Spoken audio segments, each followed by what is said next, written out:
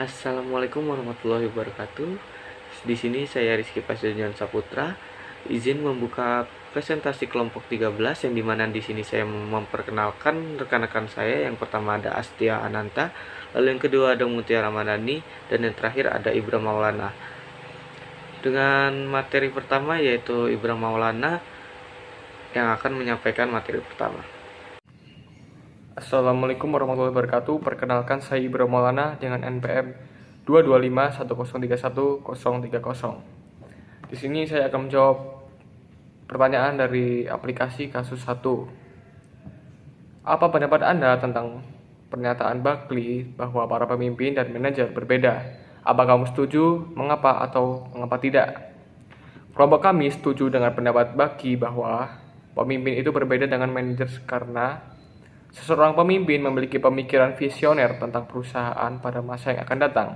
Pemimpin akan berpikir lebih jauh ke depan dibandingkan dengan karyawan biasa. Pemimpin akan mengajak semua stakeholder untuk mencapai visi yang sudah dibuat, dan mereka memiliki kemampuan untuk memotivasi, mengarahkan, dan memengaruhi orang untuk mencapai tujuan bersama. Pemimpin berorientasi pada strategi jangka panjang, inovasi, dan menciptakan perubahan positif dalam organisasi atau masyarakat. Sedangkan manajer lebih fokus pada untuk mengatur, mengukur, dan mencapai tujuan yang sudah dibuat oleh seorang pemimpin. Manajer juga selalu berusaha untuk memastikan visi yang dibuat seseorang pemimpin perusahaan agar bisa terlaksana. Dan di sisi lain, manajer lebih fokus pada aspek operasional dan administratif. Mereka bertanggung jawab untuk mengelola sumber daya, mengatur tugas, memantau kinerja, dan mencapai hasil yang ditentukan. Manajer lebih berperan dalam memastikan efisiensi, pengendalian, dan kepatuhan terhadap prosedur dan kebijakan yang telah ditetapkan. Selanjutnya, apa sih model teori isu kepemimpinan apa yang Anda lihat dari kasus ini? Tulis dan jelaskan. Model kepemimpinan transformasi. Model ini menekankan pentingnya pemimpin dalam menginspirasi, memotivasi, dan mempengaruhi orang lain untuk mencapai tujuan bersama. Dalam kasus ini, pemimpin perlu mengembangkan keterampilan transformasional mereka, seperti mengkomunikasikan visi yang kuat, membangun hubungan yang kuat dengan anggota tim, dan mendorong inovasi yang kreatif. Selanjutnya, teori kepemimpinan transformasional. Teori ini menekankan pentingnya pemimpin dalam menginspirasi, memotivasi, dan mengubah perilaku serta pandangan anggota tim. Dalam kasus ini, pemimpin harus memiliki kemampuan untuk mengkomunikasikan visi yang kuat, membangun hubungan yang kuat dengan anggota tim, dan mendorong inovasi dan kreativitas dalam mencapai tujuan bersama. Pemimpin juga mampu memberikan perhatian individual dan penghargaan atas kontribusi anggota tim. Selanjutnya, isu kepemimpinan diri. Sebelum menjadi pemimpin yang efektif, penting bagi individu untuk mengembangkan pemahaman mendalam tentang diri mereka sendiri. Ini melibatkan pemahaman terhadap nilai-nilai, kekuatan, dan kelemahan tujuan pribadi.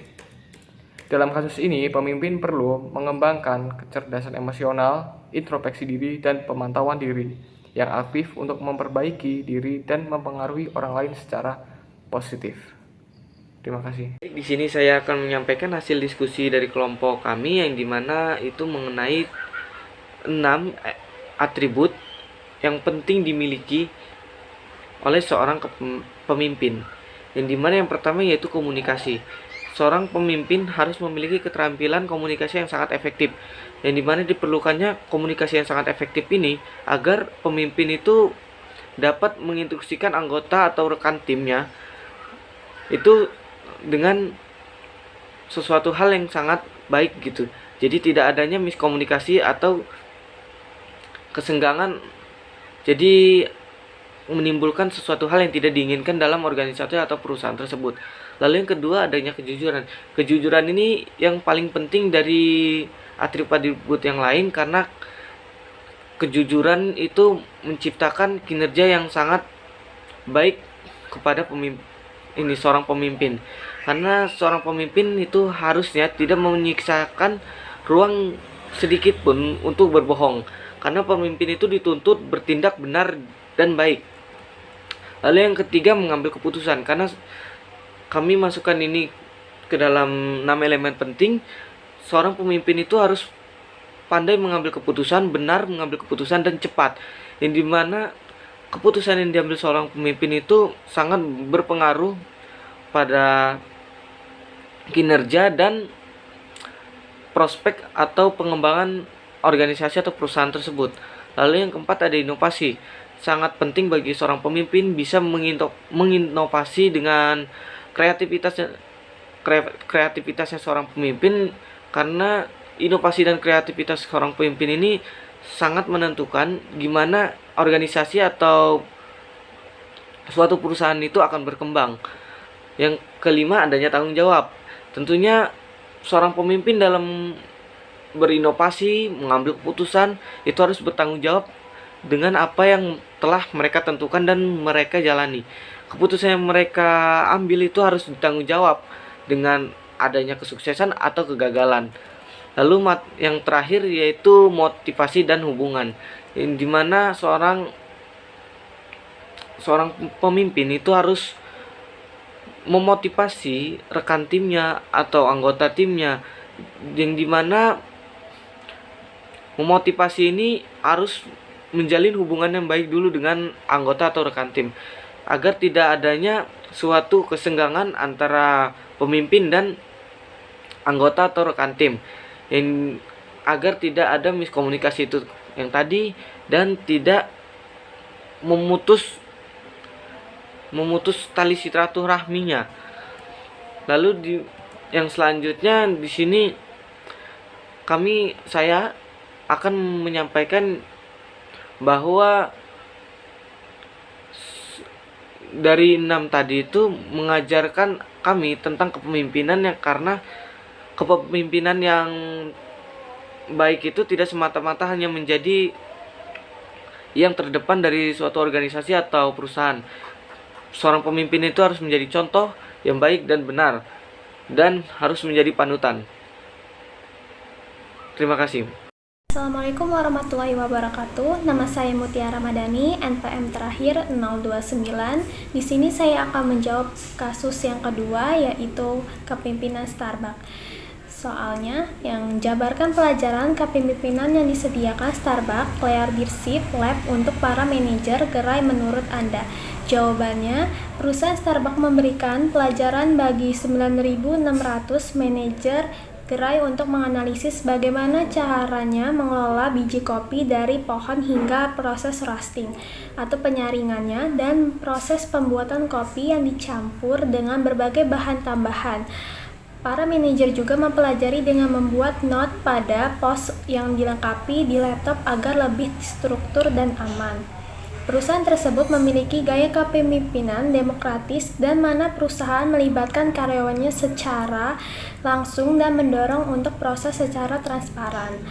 Perusahaan memberikan pengajaran secara langsung kepada manajer gerai secara transparan dan struktur, agar harapannya yang gerai yang dikelola oleh manajer itu bisa berjalan dengan lancar dan dapat problem solve dengan tantangan yang sesuai dengan perkembangan zaman. Perusahaan juga memiliki orientasi pada produksi dengan menekankan aspek tugas dan teknis kerja sesuai dengan prosedur yang berlaku. Pelajaran sifat kepemimpinan yang dapat diambil dalam hal kepemimpinan yang disediakan oleh Starbucks Leadership Lab untuk para manajer gerai di antaranya. Yang pertama ada penggerak atau drive, menjadi kepemimpinan yang menggerakkan atau memimpin bawahannya dengan tingkat usaha yang tinggi dan menyesuaikan dengan perkembangan zaman dan karakter pribadi karyawan yang ada di bawahnya. Yang kedua ada pengetahuan yang relevan mengenai pekerjaannya atau job relevant knowledge. Itu pemimpinan yang efektif memiliki pengetahuan yang luas mengenai perusahaan, industri, dan permasalahan teknis yang terjadi pada perusahaan. Dengan pengetahuan yang mendalam, pemimpin dapat membuat dan mengambil kepuasan sesuai dengan permasalahan yang ada dan sesuai dengan implikasi keputusan tersebut.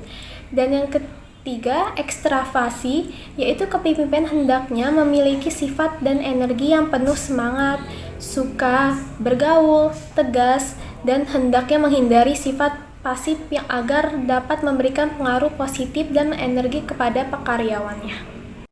Selanjutnya soal yang ke-17-18, menurut Anda, peran apa yang dipegang oleh budaya organisasi dalam cara pemimpinnya memimpin? Kaitkan hal ini dengan cerita di atas. Menurut saya, jawabannya peran yang dipegang oleh pemimpin dalam hal budaya organisasi adalah diantaranya yang pertama, pemimpin yang mengarahkan atau directive leader, yaitu pemimpin perusahaan tersebut memberitahukan harapannya kepada bawahannya atau manajer gerai hal yang harus dilakukan, serta memberikan bimbingan atau arahan secara spesifik tentang cara-cara menyelesaikan tugas yang baik. Hal tersebut dapat diketahui bahwa pemimpin Starbucks memiliki pelatihan kepada 9.600 pelatih gerai untuk mempelajari proses produksi kopi. Yang kedua, pemimpin yang mendukung atau supportive leader itu pemimpin yang menunjukkan kepedulian terhadap kebutuhan pengikutnya dan bersifat ramah. Hal tersebut dapat dibuktikan dengan para manajer gerai diberikan fasilitas laptop untuk mencatat dan mengelola perusahaan atau mengetahui yang mereka dapatkan setelah pelatihan proses produksi. Yang ketiga, ada pemimpin yang berorientasi prestasi atau achievement oriented leader, itu pemimpin yang menetapkan sekumpulan tujuan yang mengharapkan pengikutnya untuk berprestasi semaksimal mungkin.